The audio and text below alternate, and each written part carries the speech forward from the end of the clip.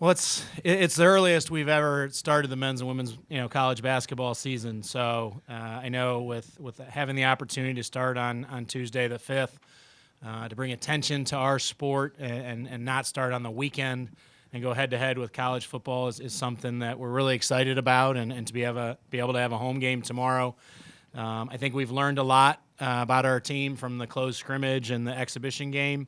And we're excited. North Florida is a program that's coming off their best Division I record. They have three high-level transfers, one that's already made all-league last year in Jazz Bond, two really good returners, one coming back from injury in Tiffany Tolbert, and Andrea Jackson is a four-year starter. So we have our work cut out. This is definitely, Derek Gibbs has done a great job, and now have some experience in the exhibition game, especially get our freshmen under the lights to get things going. And we're really excited because it's going to be different than every year is, but it's going to be different, I think, than even the first 3 years because we have more experience. We'll have three starters, that are seniors, as well as obviously some younger players who we feel like are going to continue to make us better. Questions? Dennis? What was your biggest takeaways from seeing your team play against somebody against Whitewater? I thought defensively, I tried to compare, to last year when we played Oshkosh, and you're talking about two programs that are perennial NCAA tournament teams, in Division III, and I thought we did a good job of not allowing at times when we didn't score the ball. We missed some shots I thought that were good shots for us. We didn't let that carry to the other end. I thought we locked in pretty well defensively. We held their leading scorer without a point, and got to look at a lot of different combinations. Obviously, that was a huge goal of ours to get ready, for people like Poshpusplova and Stapleton and Stoffaker, just to play with the lights on.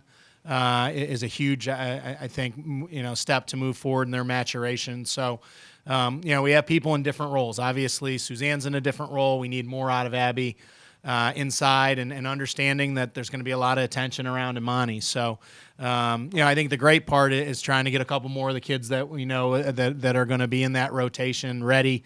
But I thought it gave us good film to be able to show the kids when things didn't go the way we wanted to. Offensively, we still got to the free throw line. We've got to be able to capitalize better. I thought we did a better job in the second half from the arc. We shot it better. We made more, even though we shot less, because I think we really made sure that was the best possible shot each possession. So good building, and definitely. I thought we played better than we did in the closed scrimmage, and you're hoping you can continue that ascension all throughout the year. Let's go, Brian. Sydney Hilliard and her, coming into Madison, and lots been made of her, obviously, here in the area. How's she fit in so far? What do you like from what you've seen from her so far? Yeah, she's been able to do more and more in practice, and we're excited to obviously get her on the court when the time comes.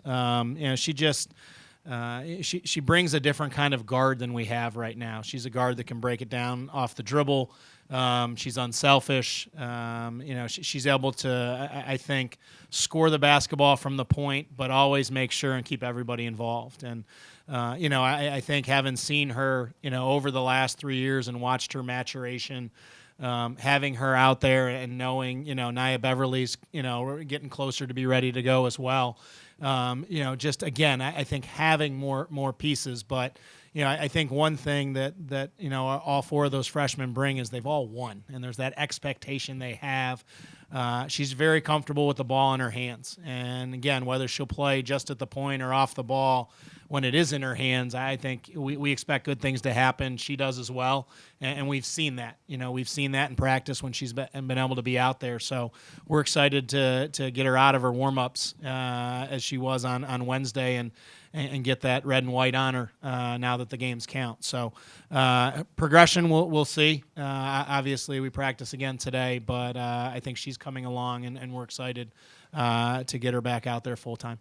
Dennis? Do you know yet if Sid or Naya will be available to you tomorrow or Sunday or when? I'm going to give you a Belichick answer on this one. It will be a game-time decision.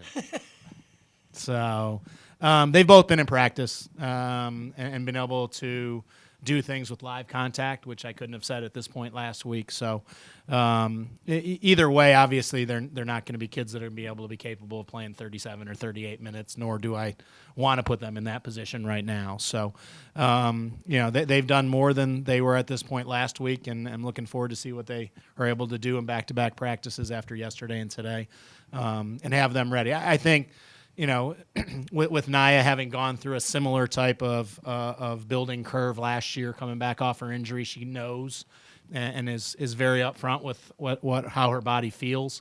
Sid, I think, wants to be able to come in and tell me she's ready. And again, we're going to make sure that everything is clear with that. But it's been good to be able to see her do more and more. And it's my last chance to keep a couple things in my pocket here. So. Brian? Who's expecting more from Amani this season, you or her? Yeah, well, I think I have to make sure and understand that, one thing I try to tell, freshmen is once you become a sophomore, you really have to improve to even be at that same level you were as a freshman. Because now people know who you are, with the graduation of Marcia Howard from the post position. She's going to get the best post defender every game. People are going to build game plans around her. And I think that improvement is a night in and night out advancement with being able to understand how good you have to be in practice, how committed you have to be to improve your game. And I know she talks about that.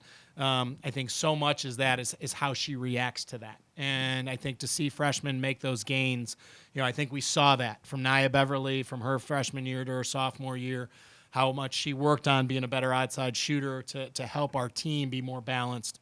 And I expect the same thing with Amani. She can't let frustration get in her way and be a sixth defender on the court.